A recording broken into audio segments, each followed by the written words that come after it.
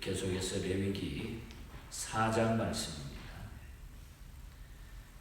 레위기 4장 본문을 다 읽지 못하지만 16절까지 1절부터 16절까지 말씀을 봉독하겠습니다. 제가 봉독에 올립니다. 레위기 4장 1절부터 16절입니다. 또 여호와께서 모세와 아론에게 말씀하여 이르시되 레위 자손 중에서 고핫 자손을 그들의 종족과 조상의 가문에 따라 집계할지니 곧 30세 이상으로 50세까지 해막의 일을 하기 위하여 그 역사에 참가할 만한 모든 자를 계수하라. 고핫 자손이 해막 안에 지성물에 대하여 할 일은 이러하니라.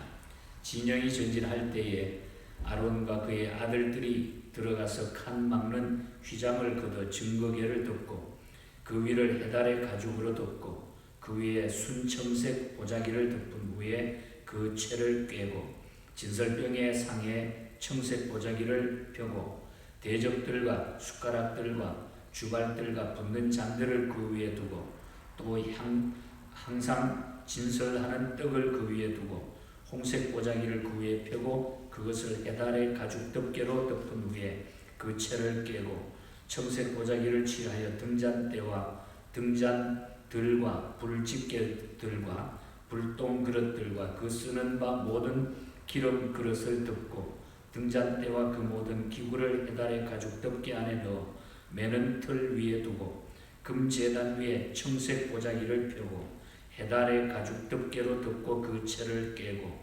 성소에서 봉사하는 데 쓰는 모든 기구를 취하여 청색 보자기에 싸서 해달의 가죽 덮개로 덮어 매는 틀 위에 두고 제단에 재를 버리고 그 제단 위에 자색 보자기를 펴고 봉사하는 데는 쓰는 모든 기구 곧 옮기는 그릇들과 고기 갈고리들과 부삽들과 대야들과 제단의 모든 기구를 두고 해달의 가죽 덮개를 그 위에 덮고 그 채를 깰 것이며 진영을 떠날 때에 아론과 그 아들들이 성소와 성소의 모든 기구 덮는 일을 마치거든 고핫 자손들이 와서 맬 것이니라. 그러나 성물을 만지지 말라. 그들이 죽으리라. 해막 건물 중에서 이것들은 고핫 자손이 맬 것이며 제사장 아론의 아들 엘르아살이 맡은 것은 등류와 태우는 향과 항상 드리는 소제물과 관유며 또 장막 전체와 그 중에 있는 모든 것과 성소와 그 모든 기구리라. 아멘. 오늘도 우리 하나님의 큰 은혜가 더하는 복된 날 되시고 또 말씀으로 승리하는 귀한 날 되기를 축복합니다. 민수기 4장에는 그 레위 자손들에 대한 자세한 업무 분담 여기에 대해서 말씀을 하고 레위 자손들이 특별히 하나님 앞에 해야 될 일들은 다른 지파들과 달랐다 하는 것을 우리가 볼 수가 있습니다. 레위 지파로 하여금 이스라엘 전체를 대표하여 성막 봉사자로 특별히 선택하셨던 하나님께서는 이 본장에 이르러 레위 지파가 담당해야 할 직무를 구체적으로 제시하고 있습니다. 레위 지파는 그 종족별로 보면은 크게 셋으로 나누었습니다. 첫째는 고핫 자손이고 두 번째는 게르손 자손 그리고 세 번째는 무라리 자손. 오늘 읽은 본문은 고핫 자손에 대한 말씀만 읽었고 뒷부분에 게르손과 무라리 자손의 말씀은 읽지 못했습니다만은 오늘 이 레위 지파의 자손들의 업무 분담 세분하여 자세히 보여주고 있는 것을 우리가 말씀을 드리려고 합니다. 그리고 이 각 자손들이 성막 이동 시 분담해야 할 일과 성전을 돌볼 30세에서 50세 이하의 레위인들에 대한 계수에 대해서 자세하게 기록을 남기고 있습니다. 그 내용을 보면은 고핫 자손의 계수와 맡은 일에 대해서 오늘 본문 2절에서 20절 그리고 게르손 자손에 대해서는 24절에서 28절 그리고 무라리 자손에 대해서는 29절에서 33절 이렇게 세 자손에 대한 말씀을 나누어 이야기하고 있습니다. 인구조사가 레위 지파는 특별했다는 것을 우리가 앞부분에서 봤을 때에 느낄 수 있습니다. 3장에서는 1개월 이상 된 남자를 계수했는데 오늘 본장에 와서는 같은 레위 지파인데도 불구하고 30세에서 50세의 건장한 남자를 가족대로 계수했다. 한 살부터 했는데 오늘 본장에 와서는 또 30세에서 50세까지. 오늘 이 수에 포함된 자가 30세에서 50세까지의 레위 지파의 그것도 남자들이었다 하는 것을 우리가 보게 됩니다. 다른 지파의 전쟁에 나가도록 계수한 자는 20세 이상이었는데 레위 지파만은 30세에서 50세까지였다는 거죠. 그 이유는 하나님께 수종드는 데는 최선의 강한 힘이 필요하며 그리고 하나님께 영광 돌릴 수 있는 시기는 우리 인생의 한금기이기 때문에 가장 중요한 그 시간 그리고 경험 이 모든 것들 포함해서 이렇게 나이를 제한했던 것을 보게 됩니다. 또한 여기 30세까지는 그 전에는 청년의 혈기가 있어가지고 봉사할 만한 위엄을 소유하지 못한 위험성이 있기 때문에 30세부터 시작했던 것을 보게 됩니다. 우리가 민수기 8장 24절에 보면은 그러므로 25세가 되었을 때면은 보좌하는 역할을 담당하는 요즘으로 말하면 견습생으로 들어가서 그것을 배우도록 그렇게 했던 것을 보게 됩니다. 그리고 50세부터는 그 일을 50세 이후부터는 그 일을 쉬게 하셨다. 그러니까 30부터 50세까지 20년 그 인생의 한금기를 하나님 앞에 섬길 수 있도록 이렇게 만들었다고 하는 것은 대단히 중요한 뜻이 담겨져 있다는 것입니다. 오늘 이것은 오늘날 우리가 교회를 섬길 때에 뭐 30세에서 50세까지 해야만 된다는 그런 의미가 아니라 하나님의 사역자는 풋나기가 되어서는 안 된다는 것을 의미합니다. 또한 가르치기 전에 배워야 하며 다스리기 전에 봉사해야 함을 가르치고 있다는 거죠. 그러니까 하나님 앞에 훈련도 받고 또 경험도 쌓고 여러 가지 일들을 통해서 하나님 앞에 준비된 자가 이것을 섬기고 봉사해야 함을 의미하고 있다는 것입니다. 그러므로 우리는 하나님께 봉사하기 위해서 준비되고 성숙한 자가 되기 위해서 영적 성장에 우리가 최선을 다해야 된다. 그러니까 중요한 것은 성숙함이라는 겁니다.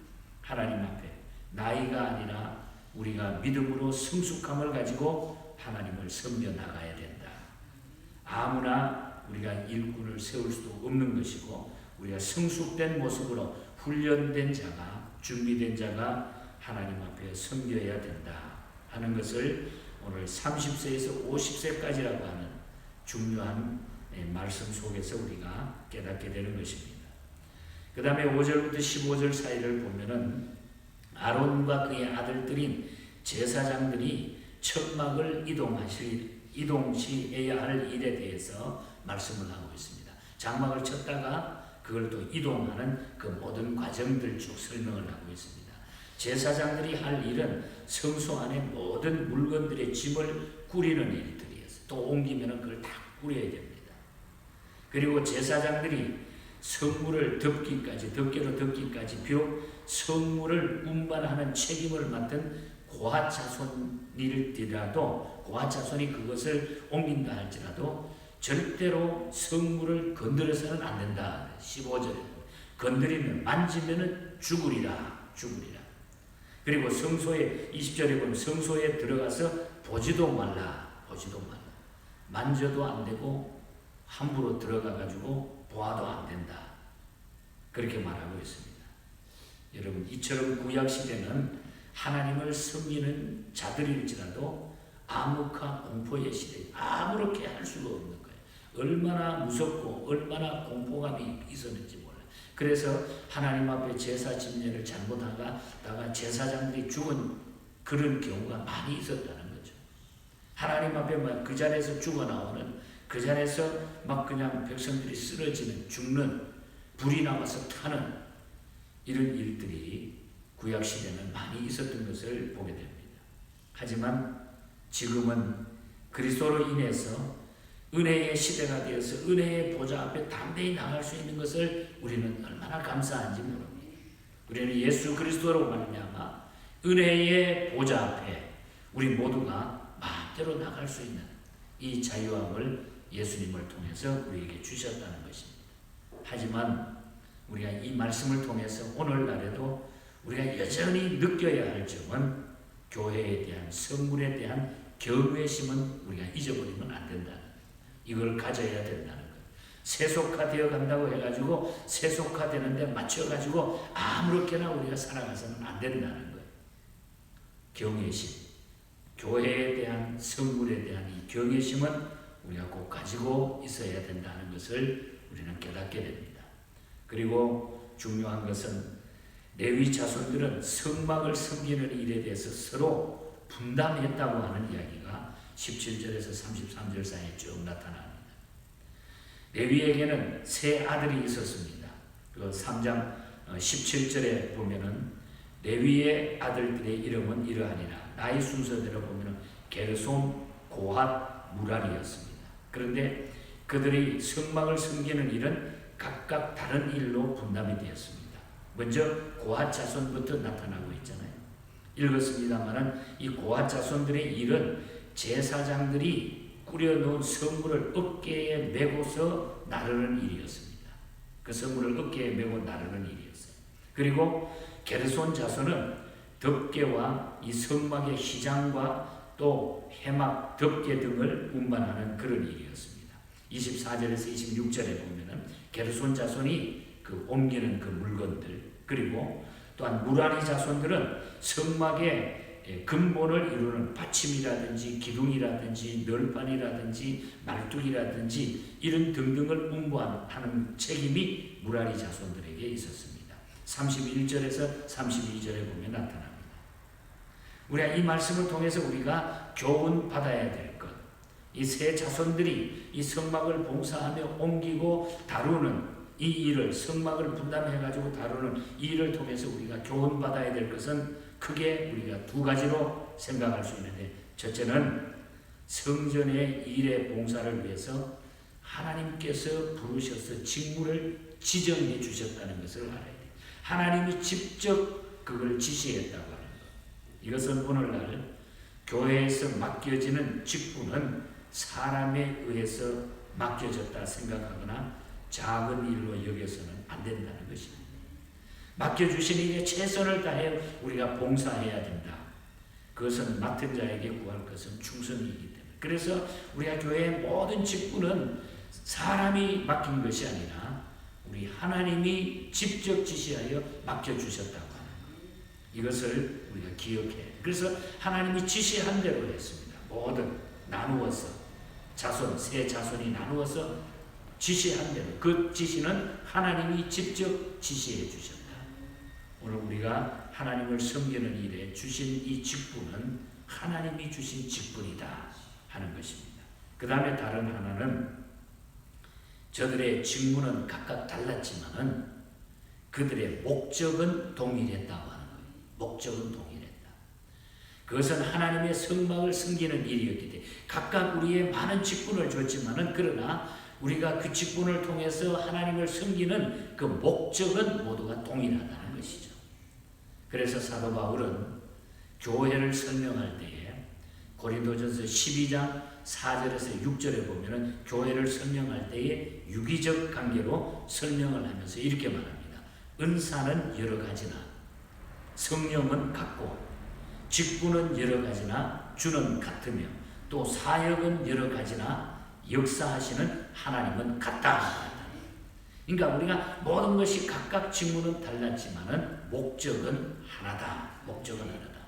그러므로 우리는 성전을 섬길 때에, 주님을 섬길 때에, 주의 직분을 맡아서 주의 일을 섬겨나갈 때에 그것이 보잘것없고 사소한 일을 같이 보일지라도 하나님께 영광 돌리는 목적이 같은 것임을 우리가 알아서 중요한 것은 맡은 일에 충성하고 감사해야 된다는 것입니다. 방금 불렀던 찬송처럼 우리는 충성하라 죽도록 충성하라.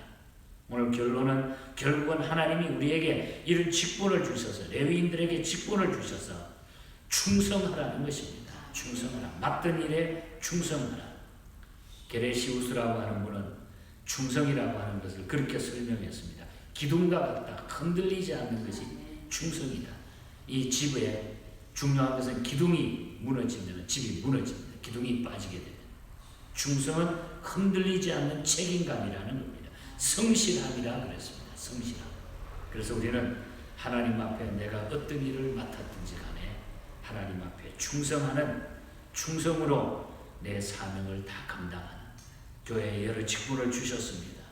권사의 직분, 집사의 직분, 또 우리 장로님의 직분, 목사의 직분들 다 주셨어요. 기도하기 위해서 주신 이 직분들을 우리가 망각하지 말고 이 시대에 하나님 앞에 부끄럽지 않는 충성스러운 하나님의 자녀로 쓰셔서 주님 앞에 섰을 때에 부끄러움이 없는 승리자로 다 서시기를 주님 이름으로 간절히 축복합니다.